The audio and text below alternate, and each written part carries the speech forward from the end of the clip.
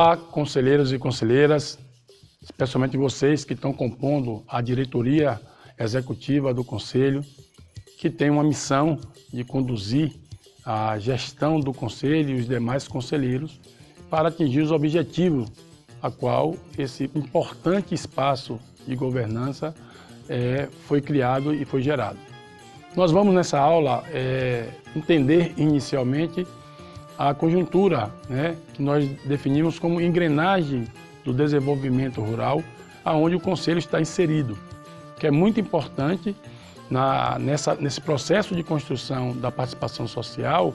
Nós temos essa compreensão muito clara na nossa mente, no sentido de que a política de desenvolvimento rural ela vem sendo construída ao longo do tempo, aonde temos alguns avanços a depender dos governos que foram se sucedendo. Então, nós começamos esse processo de desenvolvimento de forma mais tímida, ali depois da época da ditadura militar, quando a gente teve uma abertura democrática, nós começamos os movimentos sociais do campo a pressionarem. E aí, certamente, muitos de vocês já devem ter ouvido falar do Grito dos Excluídos, que era justamente um movimento do campo que acontecia colado com o 7 de setembro. No final do desfile de 7 de setembro, os movimentos sociais seguiam o final do desfile com faixa, cartazes, reivindicando políticas públicas para o desenvolvimento rural, bem como também tinha jornadas que eram realizadas principalmente nas capitais e em Brasília, onde tinha o Grito da Terra. Os movimentos sociais se juntavam e faziam esse movimento no sentido de reivindicar melhores estruturas, melhor política pública para o desenvolvimento rural. Foi assim que em 2000 foi criado o Ministério do Desenvolvimento Agrário, o MDA, justamente porque o Brasil tem mais de 4 milhões de famílias de agricultores e agricultoras. E para poder dar conta de uma população desse tamanho, nesse percentual, era necessária uma estrutura que desse conta disso. Então, em 2000 foi criado o MDA, mas o MDA ainda era muito tímido na sua estrutura, que não comportava esse tamanho de população, com essa importância que nós temos. Então, em 2003, a gente pôde ter o MDA reforçado com a criação da Secretaria de Desenvolvimento Territorial, a SDT. E por que estou falando da SDT? Porque essa engrenagem é super importante para a gente entender os avanços que nós tivemos e a base legal que foi construída, que nos dá apoio a defender esse princípio de fazer gestão social com participação social. Então, aperfeiçoar a gestão pública, trazendo a população coerente com um país que adotou o regime da democracia para a sua gestão. Então, a SDT ela traz para esse processo dessa engrenagem do desenvolvimento um princípio fundamental, que é da abordagem territorial. Essa abordagem territorial que a gente pode encontrar na Lei 13.214, escrita. Vamos então saber mais sobre essa lei? A Lei 13.214 de 2014 estabelece a Política de Desenvolvimento Territorial do Estado da Bahia, institui o Conselho Estadual de Desenvolvimento Territorial, CDT, e os Colegiados Territoriais de Desenvolvimento Sustentável, os CODETES. E o que faz cada um deles? O Conselho Estadual faz a governança no nível do Estado, define as diretrizes, as normas para os territórios, e os colegiados fazem a governança no nível de cada território. Eles são os sujeitos políticos dos territórios, com garantias para intervirem no plano plurianual e no orçamento do Estado. Essa abordagem territorial trabalha 4 pontos fundamentais. Então, o primeiro desses pontos é fazer com que o desenvolvimento, o planejamento, ele possa ser ascendente, ou seja, de baixo para cima, ouvindo as especificidades de cada localidade, de cada comunidade, de cada município, de cada território, para poder ir se juntando esses conhecimentos e estabelecer ações a nível do Estado e a nível do governo federal. Uma outra questão é fazer com que haja a integração dos entes federados. Então, todos nós sabemos que no nosso país, a nossa República Democrática, ela é constituída com 3 entes: a União, o Estado e os municípios. Essa composição, ela só funciona bem se esses três entes se integram, se esses três entes se dialogam.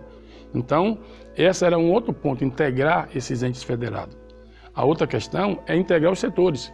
Por muito tempo, no nosso país, a gente trabalhou sempre com setores. A educação, a saúde, a segurança pública, o meio ambiente, a cultura. Quando nós sabemos que todos nós e o conjunto da sociedade, para se desenvolver, precisa de que todos esses setores, né? Ninguém fica com saúde sem educação, sem segurança. Então, esses setores precisam se integrarem, eles precisam se unirem. É o que a gente chama de intersetorialidade. Ou seja, não pode ficar nas caixinhas. É uma expressão muito usada quando se fala de intersetorialização, é sair da caixinha, ou seja, as pessoas não podem ficar na sua secretaria fechando os olhos de que tem uma outra secretaria do lado que se relaciona com o seu assunto. Um exemplo muito claro e da atualidade que afeta o meio rural é a questão dos resíduos sólidos. Então, hoje nós temos aí um desafio pela frente, na maioria dos municípios, que é acabar com os lixões e transformar em aterros sanitários. Há de se pensar que isso é um assunto exclusivo da Secretaria de Desenvolvimento Urbano. Engano. O lixão, ele atinge o meio ambiente. O lixão, ele afeta a questão da saúde. O lixão, ele afeta a questão da infraestrutura da cidade.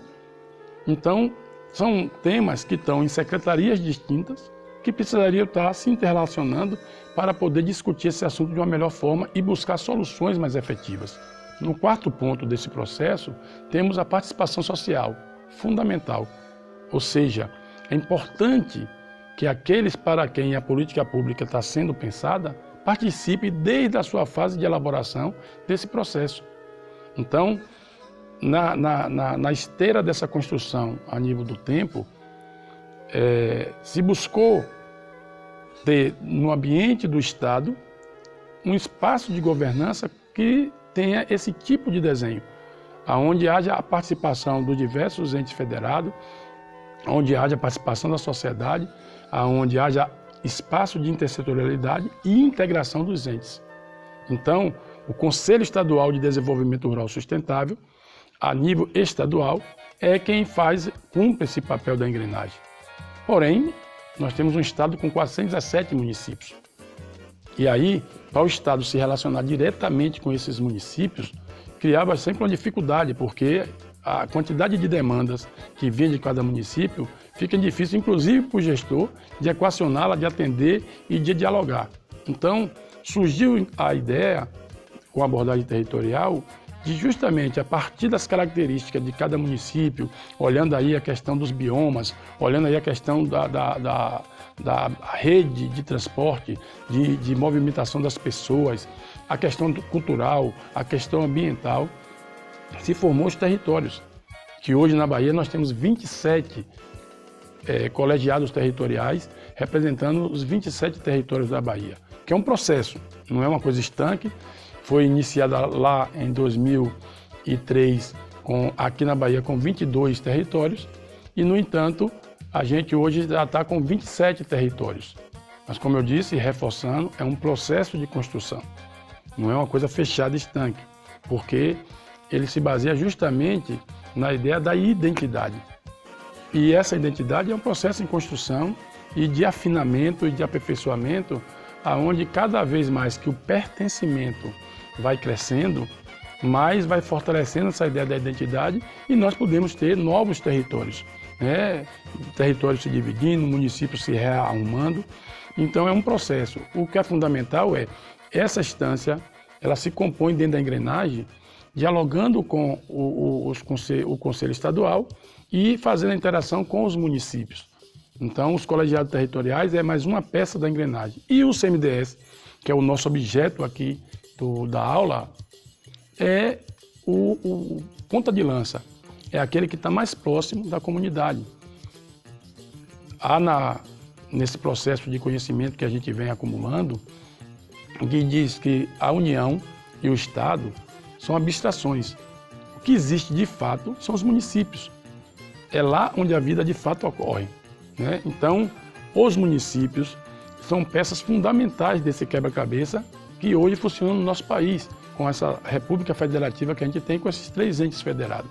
Então é no município que a gente precisa se aproximar mais da população que está lá compondo aquele município e trazendo para o Conselho Municipal essa participação, trazendo para o Conselho Municipal esse espaço de integração. Então, na engrenagem do desenvolvimento rural, nós partimos do governo federal, passando aqui no governo do estado com o Conselho Estadual, avançando para os territórios de identidade e chegando nos 417 municípios da Bahia com os Conselhos Municipais de Desenvolvimento Sustentável.